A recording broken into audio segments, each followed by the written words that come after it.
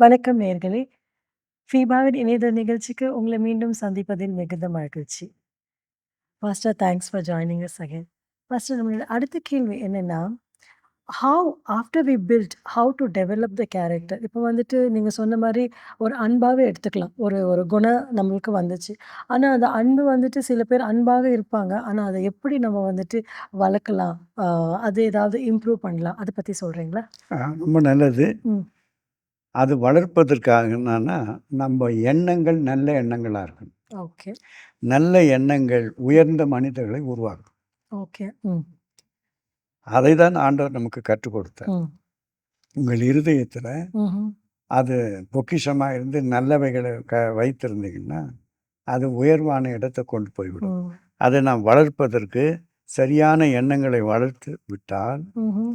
சரியான படி சிந்தித்து துவக்கிவிட்டால், ம். வாழ்வு மகிழ்வுடனே அமையும். ம். வெற்றி நிறையும். ம். சாதனை சிறக்கும். ஆகையாலே சிந்தனை மிக முக்கியம். ம். சிந்தனையை வளர்ப்பதற்கு ம். பயிற்சி இருக்கிறது. ம். அந்த பயிற்சியை தான் சீஷர்களை அழைத்து மலைக்கு வரச் சொன்னார். ஓகே. அப்போ மலையின் மேல் உட்கார்ந்து அவர் பேசுகிறார். ம். எவனா துயரப்படுகிறவன் பாக்கியவான்னா ஒத்துக்குவீங்களா? இல்ல இப்போ ஒத்துக்க மாட்டாங்க யாரும். எப்பவும் ஒத்துக்க மாட்டாங்க. ஏன்டா துயரம் படுறதுக்கு நீ பாக்கியவான்ன்றீங்க. ஆ.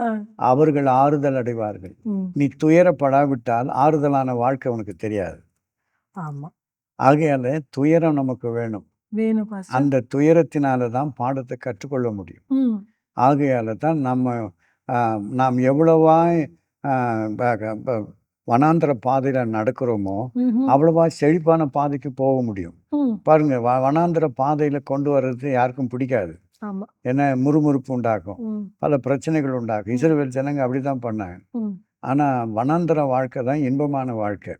அவன் ஒண்ணும் இல்லாத நடக்கிறான் பாருங்க. ம். அவனுக்கு எல்லாம் குடுத்தா அந்த வாழ்க்கையில எல்லாத்தையும் பாதுகாத்துக்குவான். ம். இல்லைங்களா? ஆமா.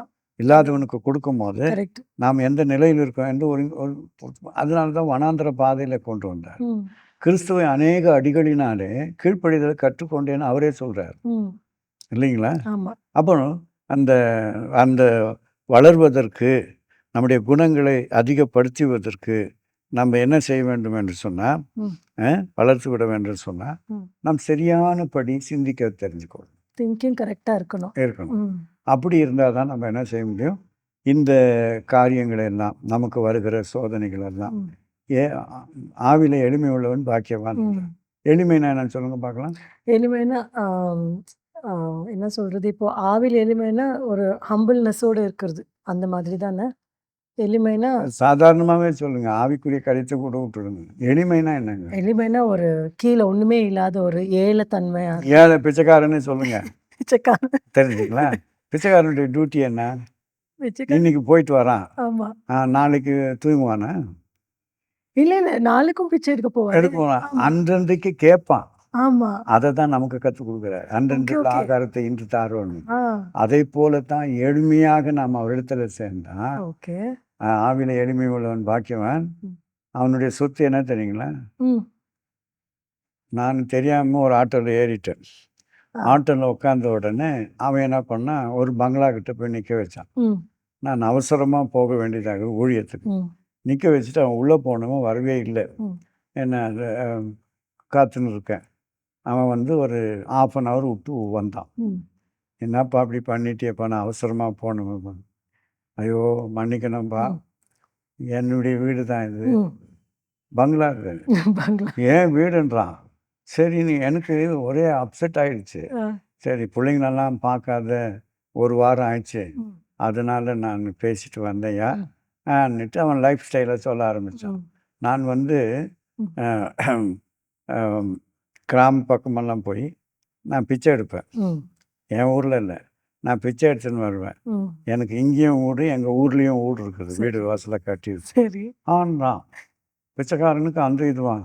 அவனும் இது அ போய் எனக்கு கொண்டாந்து விடுற வரைக்கும், அவன் சொல்லிக்கிட்டு வந்தத, இது ஏன் இவன் வாய திறக்க வச்சாரு ஆண்டவருன்னு, ம். நான் ரொம்ப சிந்தனை பண்ணின்னு வந்தேன். ம். ஒரு பிச்சைக்காரனுக்கே ம். தன் பிள்ளைகள காப்பாற்றவும், வீடு வாசல கட்டவும், அவனுக்கு எவ்வளோ திறமை இருக்குது பாருங்க. ஆமா. ஆனால் அவன் டியூட்டி அவன் செய்துனே வரான். இன்றைக்கி நம்ம என்னன்னா கொஞ்சம் ஒரு வீடு ஆயிடுச்சுன்னு வச்சுக்கோங்க, கொஞ்சம் ஒரு ஸ்தானம் வந்துருச்சுன்னு வச்சுக்கோங்க, அதை விட என்னை போல் யாரும் இல்லை, மன்னாதி மன்னன் மாதிரி நினச்சிக்கலாம். ஆகையால் நம்ம சொத்து என்ன தெரியுங்களா? ஆவில எளிமை உள்ளவர்கள் பாக்கியவான்கள், பரலோக ராஜ்யம் அவர்களுடைய பரலோக ராஜ்யமே யாருக்கு? நம்மள மாதிரி எளிமையானவனுக்கு இல்லைங்களா? அந்த அப்போ பாக்கியவான் கரெக்டானு. சாந்தமுள்ளவர்கள் பாக்கியவான்கள், அவர்கள் பூமியை சுதந்திரித்து கொள்வாங்க. சுதந்திரிச்ச காரியத்தை நான் உங்களுக்கு முன்னதாகவே பேசினேன். மகாத்மா காந்தி எப்படி சுதந்திரிச்சாருன்னு. ஆண்டவராகிய வாக்கின் பிரகாரமாக தான் சுதந்திரித்தார். அவர் பாரத்லா பட்டம் பெற்றிருந்தாலும் கூட, அவர் ஆப்பிரிக்கா கண்டத்துக்கு சுதந்திரம் வாங்கி கொடுத்தாலும் கூட, இந்தியாவுக்கு வந்து சுதந்திரம் வாங்கி கொடுத்தாலும் எந்த வேத வசனம் அவருக்குள் நிறைவேறியது. ஆகையால் அந்த காரியத்தை நிறைவேற்றினார்.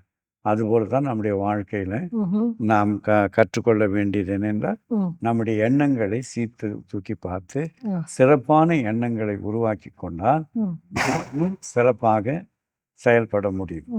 நன்றி, ரொம்ப நல்லா. நன்றி.